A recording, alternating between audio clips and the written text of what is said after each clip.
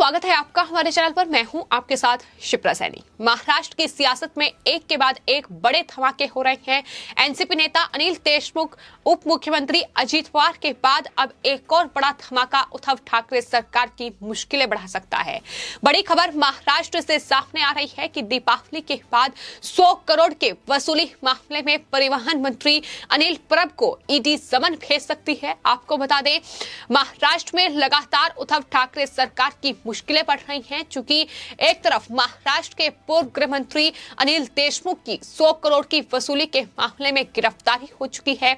इसके अलावा आयकर विभाग ने अजित पवार, जो कि महाराष्ट्र के उप मुख्यमंत्री हैं, उन पर शिकंजा कस लिया है। उनकी बेनामी संपत्तियों को सीज करने का आदेश दे दिया है। और अब उसके बाद अगला नंबर महाराष्ट्र के परिवहन मंत्री और शिवसेना के विधायक अनिल परब पर आ गया है। जी हाँ, अनिल परब वही शिवसेना के विधायक हैं जिसको लेकर क्राइम यूनिट के अधिकारी सचिन वाजे ने बड़ा खुलासा किया था। आपको बता दें, सचिन वाजे फिलहाल एंटीलिया विस्फोटक केस में मनसुख हिरेन हत्या मामले में एनआईए की गिरफ्त में है। वो जेल में बंद है, लेकिन एनआईए कोर्ट में उन्होंने एक लेटर दिया था जिसमें उन्होंने न सिर्फ अनिल देशमुख बल्कि अनिल परब को लेकर भी एक बड़ा खुलासा किया था। उन्होंने ये जानकारी दी थी कि अनिल परब दरअसल पिछले साल जुलाई और अगस्त में उसने अपने सरकारी बंगले पर सचिन वाजे को बुलाया था और मुंबई के एक ट्रस्ट के खिलाफ जो जांच चल रही थी, उस जांच को रोकने के नाम पर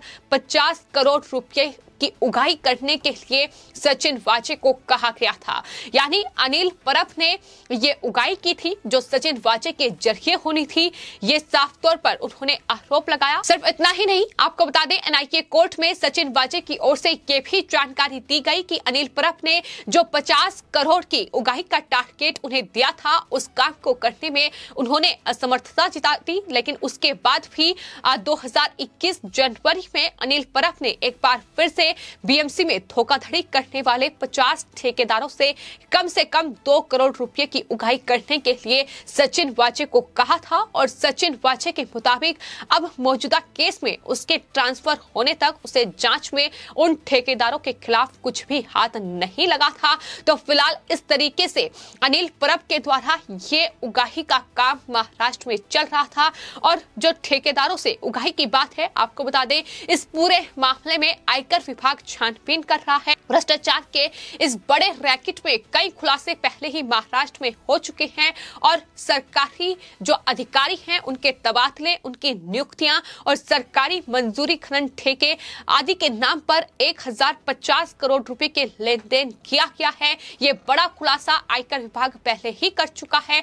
और किस तरीके से ये पूरा लेन देन हो रहा था, वसूली हो रही थी, इसको लेकर भी आयकर विभाग जो जांच कर रहा है उसमें उनकी तरफ से ये जानकारी दी गई थी कि दरअसल मुंबई के होटल ओबरॉय में दरअसल जो कमरे हैं वो किराए पर लिए गए थे, जहां ये तमाम अधिकारी मिलते थे।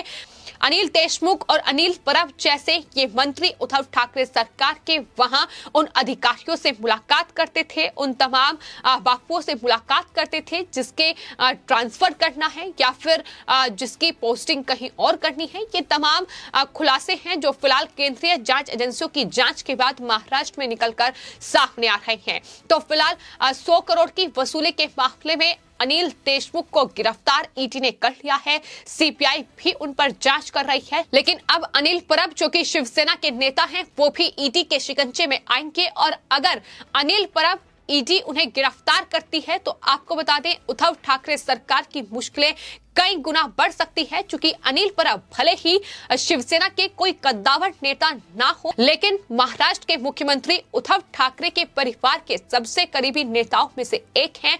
यानी उद्धव ठाकरे जो उनके परिवार के सबसे करीबी हैं वो संजय राउत हैं, लेकिन वहीं अनिल परब भी उद्धव ठाकरे परिवार का अहम हिस्सा माने जाते हैं। तो ऐसे में अगर अनिल परब की जांच होती है तो जाहिर तौर पर ये जांच की आंच उद्धव ठाकरे तक भी आ सकती है।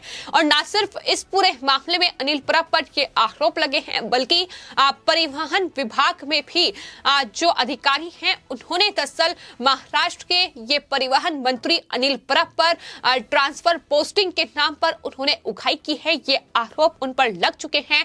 परिवहन विभाग के एक अधिकारी और अनिल परब के करीबी बजरंग खरमाटे की ईडी जांच कर रही है। उस पूरे मामले में भी अनिल परब की मुश्किलें बढ़ सकती हैं और बीजेपी नेता किरीट सोमैया लगातार अनिल परब पर हमलावर हैं। उनकी तरफ से ये हाल ही में कहा गया है कि अनिल देशमुख की गिरफ्तारी हो चुकी है।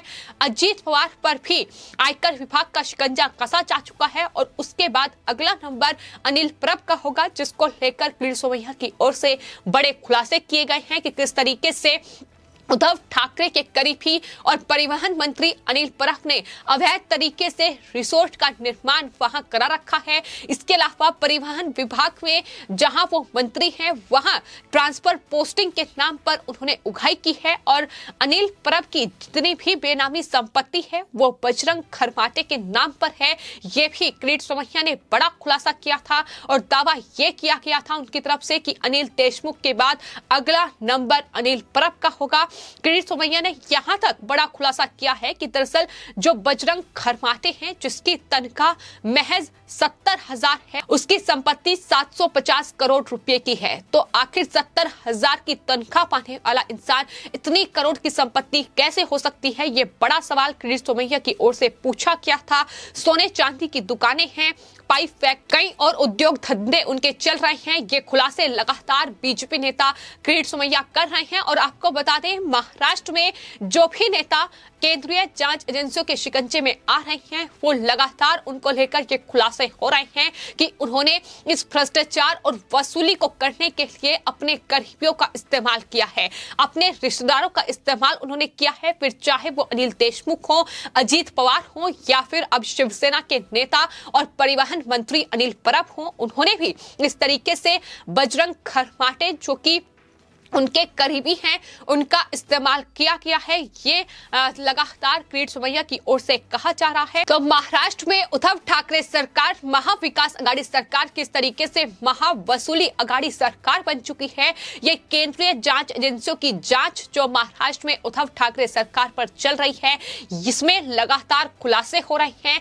फिर चाहे वो उद्धव ठाकरे हो, संजय राउत, अनिल परब, अनिल देशमुख, अजीत पवार, ये तमाम वो महाविकास अघाड़ी सरकार के बड़े चेहरे हैं जो इस पूरे उगाही और ट्रांसफर के नाम पर जो वसूली वहां की जा रही है, जो अलग अलग विभागों में बड़ा भ्रष्टाचार हो रहा है और इस पूरे रैकेट का खुलासा केंद्रीय जांच एजेंसी कर रही है। इसमें इनका नाम लगातार सामने आ रहा है। किरीट सोमैया ने हाल ही में कई नामों की लिस्ट जारी की थी, लगभग 12 नाम थे उद्धव ठाकरे सरकार में जो नेता हैं, मंत्री हैं, विधायक और सांसद हैं, उनके ये नाम थे। और दावा किरीट सोमैया की ओर से ये किया गया था कि ये उद्धव ठाकरे सरकार के 12 बड़े चेहरे हैं जिन्होंने वहां भ्रष्टाचार किया है, जिन्होंने वसूली की है। और जब तक वो इनकी पोल नहीं खोलेंगे तब तक वो शांत नहीं बैठेंगे और लगातार किरीट सोमैया एक के बाद एक बड़े खुलासे कर रहे हैं। फिलहाल अनिल देशमुख इस पूरे ट्रांसफर पोस्टिंग के नाम पर जो वसूली की गई है, जो बार और रेस्टोरेंट के जरिए उगाही की गई है, उगाही के किंग कहीं ना कहीं ईडी के शिकंजे में है, ईडी की गिरफ्त में है।